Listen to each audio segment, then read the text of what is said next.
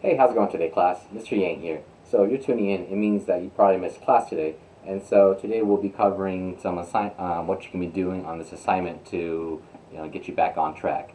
And so today we'll be covering our social science standard of 11.1.1. And so we'll be focusing on four main philosophers that will be your assignment for today, and you'll be doing a short research assignment on them. And so all you do is you just write about their name and some of the key ideas that what they believed in. And so our learning objective is to have you understand about the Enlightenment philosophers and their ideas, and how these ideas help shape the foundation of this new nation. And I want you guys to understand and know why these 13 colonies decided to change from a constitutional monarchy into a republic, rather than, because like this was the only thing that they knew. So why did they switch to something that was so radical and different? And these principles from these Enlightenment thinkers helped shape was it American democracy, and helped serve and paved way for many other nations who became a democratic nation as well. And I want you to also understand that these rights and freedoms that we enjoy in this country are not made by accident, and rather they are the results of the founding fathers being heavily influenced by some of these early Enlightenment thinkers. Awesome. I'll show you in the next couple of slides, yeah. So, who are the four main philosophers that we are going to be focusing on today? So, the first one is going to be Voltaire, second, Montesquieu, and then John Locke, and finally, Rousseau. Now, who exactly was Voltaire? There it is. That's him right there.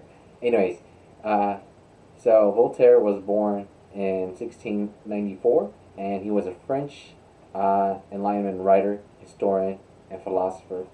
And he was famous for his wits and his criticism on Christianity, especially the Roman Catholic Church at the time, as well as he was an advocacy of freedom of speech, freedom of religion, and the separation of church and state.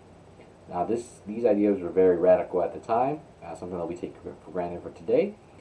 He was a very versatile and prolific writer, producing literary works in almost every form, including like plays, poems, novels, essays, historical and scientific works.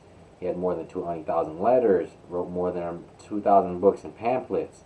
Now, he was a very, very accomplished person. He was an outspoken advocate of civil liberties. Despite this risk, he was also censored a lot.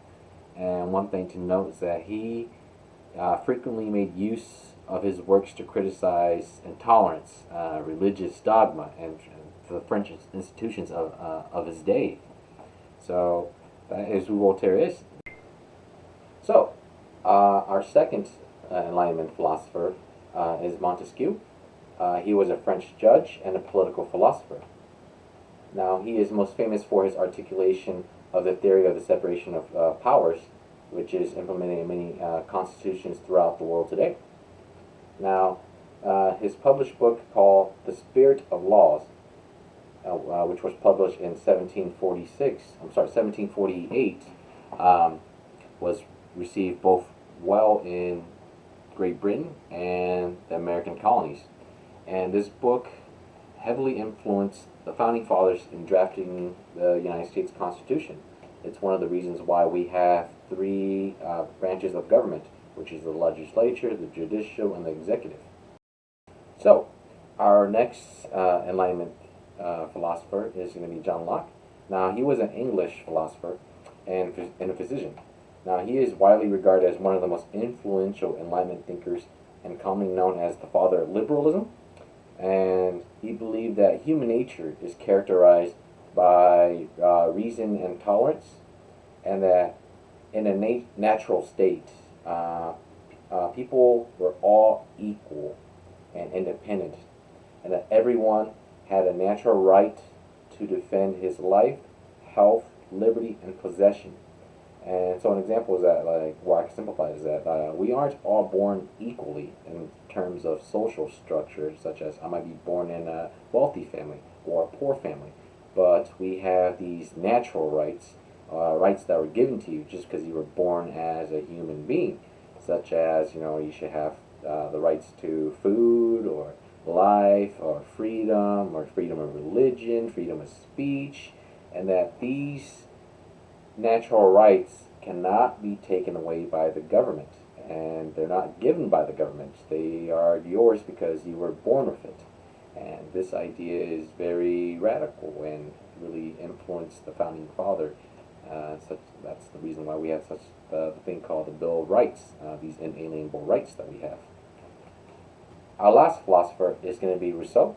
Now, he was a French philosopher and a writer of the Age of the Enlightenment, and his political philosophy, particularly his formulation of the social contract theory, heavily influenced the French Revolution and the development of liberal, conservative, and socialist theory. In his version of the social contract theory, Rousseau argued that laws are only binding when they are supported by the general will of the people. So, meaning that the people must support these laws and that these laws are upheld by their representatives. So, which means that just because you are in the government doesn't exclude you from being in trouble from the law. So if you break the law, you are responsible for it. Now that you watched the video lecture, the assignment for you to do then is to name the 4 philosophers and their main political ideas. Now students, if you guys have any questions, feel free to visit my online classroom webpage. There's plenty of resources on there to help you as well. If you guys have any other questions as well, please feel free to contact me through email. I will be waiting.